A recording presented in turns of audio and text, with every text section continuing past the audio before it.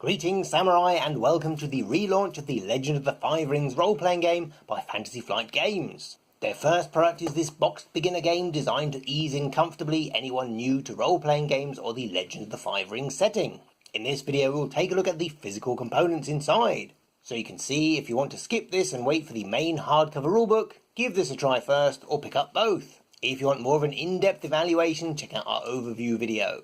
On the rear it tells you this is a complete standalone game for 3 to 5 players aged 14 plus, and it says that you can open the box and begin playing immediately.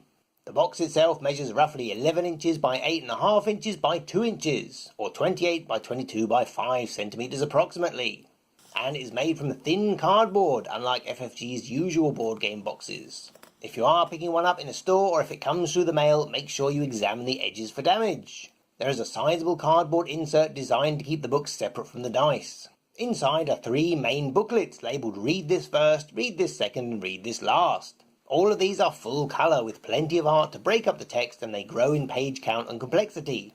The text is black on a pale background and the type is both small and fine. It is a very rounded font to give good definition, but it is sans serif, chosen for its looks rather than maximum readability. The introduction sheet explains what a role-playing game is, how it works, and gives a narrative example of a play session.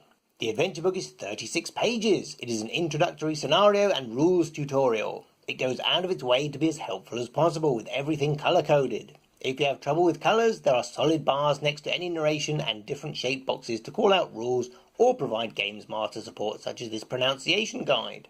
The rulebook is 48 pages and it is a heavily cut down version omitting all the setting, culture, magical and spiritual parts so integral to Rokugan, so it is not a replacement for the full rules. Next up are 4 8-page folios which are colour-coded to the clans that each of these samurai characters belong to.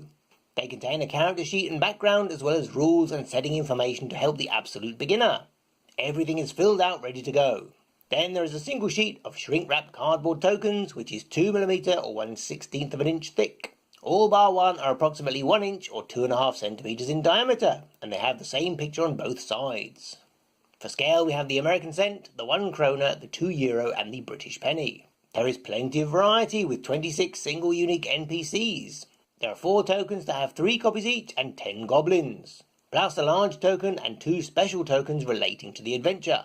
There is also a token for each of the player characters. You have a broad range of people, including scholars, samurai, an archer, and even a kenku, with an assortment of male and female characters. These tokens are suitable for use in future adventures, and the rules booklet has NPC stats at the back for creating your own scenarios with them. Moving on, we see a full-colour double-sided map that is folded into 4. Fully open, the map is just under 22 inches by 17 inches or 56 by 43 centimeters. Which is the same surface area as 4 of the other books, or about A2 in paper sizes.